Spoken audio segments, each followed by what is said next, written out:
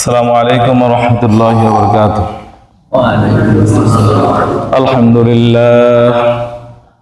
الحمد لله وكفى وسلام على عباده الذين اصطفى. أما بعد فأعوذ بالله من الشيطان الرجيم. بسم الله الرحمن الرحيم. ولله على الناس حج البيت من استطاع إليه سبيلا. وقال تعالى في آية أخرى: إن أول بيت وضع للناس للذي ببكة مباركا وهدى للعالمين فيه آيات بينات مقام إبراهيم ومن دخل كان آمنا ولله على الناس حج البيت من استطاع إليه سبيلا. قال النبي صلى الله عليه وسلم: الحج أشهر معلومات. وقال النبي صلى الله عليه وسلم: الحج المبرور ليس له جزاء إلا الجنة، أو كما قال عليه الصلاة والسلام. اللهم صل على محمد وعلى آل محمد كما صليت على إبراهيم وعلى آل إبراهيم إنك حميد مجيد. اللهم بارك على محمد وعلى آل محمد كما باركت على إبراهيم وعلى آل إبراهيم إنك حميد مجيد. بلغ العلا بكماله كشف الدجى بجماله حسنت جميع خصاله صلوا عليه وآله. بلغ العلا بكماله كشف الدجى بجماله حسنت جميع خصاله صلوا عليه وآله. لا إله إلا الله لا إله إلا الله لا إله إلا الله لا إله إلا الله لا إله إلا الله لا إله إلا الله محمد رسول الله صلى الله عليه وسلم. لا إله إلا الله محمد رسول الله صلى الله عليه وسلم. আলহামদুলিল্লাহ, বিশ্ব জগতের মালিক, বিশ্ব প্রতিপালকের বিশ্ব দরবারে কালিমাতে শুকর আদায় করে যে মহান মালিক রব্বুল আলামিন আমাদেরকে দয়া করে মায়া করে ভালোবেসে রহমতে বরকতে জান্নাতের উপর বাগানে আল্লাহ তাআলা ঘরে আমাদেরকে আল্লাহর হুকুম আদায় করার জন্য আসার বসার তৌফিক দান করেছেন। সেজন্য শুকর আদায় করি, কালিমাতে শুকর করে জবান ছেড়ে মহব্বত ভরে আবেগ করে দিল থেকে বলি আলহামদুলিল্লাহ।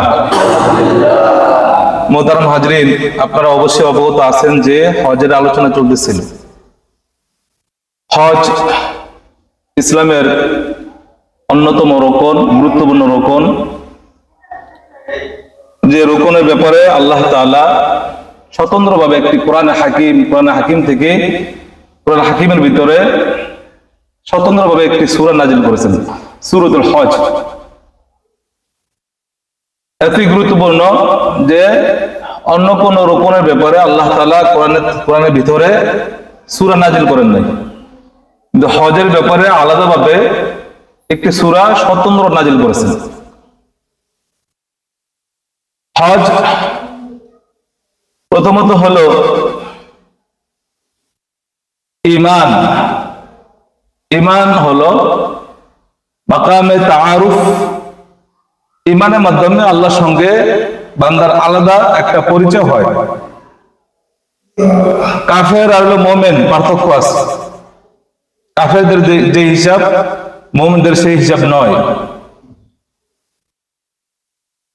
ঈমান, মানুষ যখন ঈমান গ্রহণ করে মুসলমান হয়, মুমিন হয়, এর মাধ্যমে আল্লাহর দরবারে বান্দার একটা মাকাম হয়, একটা অবস্থান তৈরি হয়, সেই অবস্থার নাম উলামায়ে কেরাম বলেন এটা মাকামে তাআরুফ, আল্লাহর সঙ্গে পরিচয়। ঈমানের পর সর্বপ্রথম যে ইবাদত বান্দার উপর ফরজ সেটা হলো নামাজ। নামাজের মাধ্যমে আল্লাহর সঙ্গে বান্দার মাকামে তাখাল্লুস হয়, বিশেষ সম্পর্ক হয়। বান্দা যখন নামাজ আদায় করে সিজদা যায় তখন আল্লাহর সঙ্গে, রবের সঙ্গে, মালিকের সঙ্গে বান্দার একটা বিশেষ যোগাযোগের ব্যবস্থা হয়, যোগাযোগের মহব্বত সম্পর্ক হয়। এরপরে রোজার মাধ্যমে আল্লাহর সঙ্গে, রবের সঙ্গে বান্দার তাকাররুব হয়, নৈকট্য অর্জন হয়। রোজার মাধ্যমে বান্দা যখন রোজা আদায় করে তখন আল্লাহর সঙ্গে তার নৈকট্য সম্পর্ক হয়। যাকাতের মাধ্যমে বিশেষ সম্পর্ক হয়। রবের সাথে বান্দার বিশেষ পরিচ্ছন্ন একটা সম্পর্ক হয়। আর হজের মাধ্যমে রবের সঙ্গে বান্দার মাকামে তাদাল্লি, বিশেষ সম্পর্ক, বিশেষ নৈকট্য, বিশেষ সন্তুষ্টি অর্জন হয়। মাকামে তাদাল্লি অর্জন হয়েছিল আল্লাহর নবীর। মেরাজের রাত্রিতে যখন আল্লাহ তাআলা তার হাবিবকে ডেকে নিয়ে গেছিলেন, মেরাজের রাত্রিতে আল্লাহ নবী আল্লাহর সামনে গিয়ে আল্লাহকে দেখে সশরীরে উপস্থিত হয়েছেন। সশরীরে আল্লাহর সামনে উপস্থিত হয়ে আল্লাহকে বলছেন, ওগো আমার রব, আমি তো আপনাকে দেখার নিয়ামত পাইলাম, কিন্তু আমার যে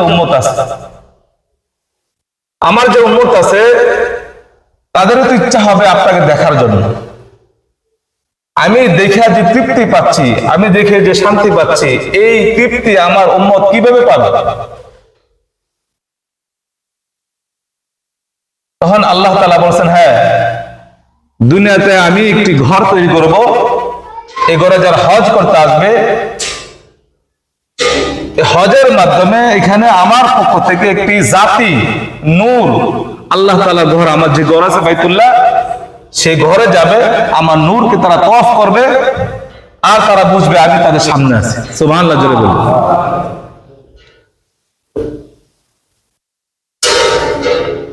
মোহতারাম হাজরিন,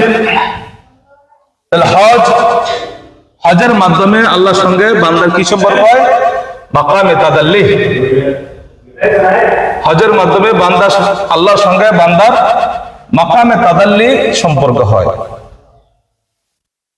নবীজির যে সম্পর্ক হয়েছিল মেরাজের রাত্রিতে, যেভাবে আল্লাহর সামনে গিয়েছিল, এই বান্দাগণ দুনিয়াতে যখন হজ করতে যাবে তখন সেই মেরাজের রাত্রিতে আল্লাহ নবী যে মহব্বত, যে তৃপ্তি লাভ করেছিল, বান্দা যখন আল্লাহর ঘর তওয়াফ করতে যাবে তখন সেই তৃপ্তি, সেই মহব্বত একটা লাভ করবে। সুবহানাল্লাহ জোরে আওয়াজ করে বলুন।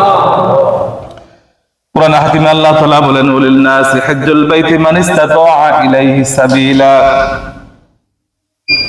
ওয়ালিল্লাহি আলান নাসি হজ্জুল বাইতি মান ইসতাতাআ ইলাইহি সাবিলা।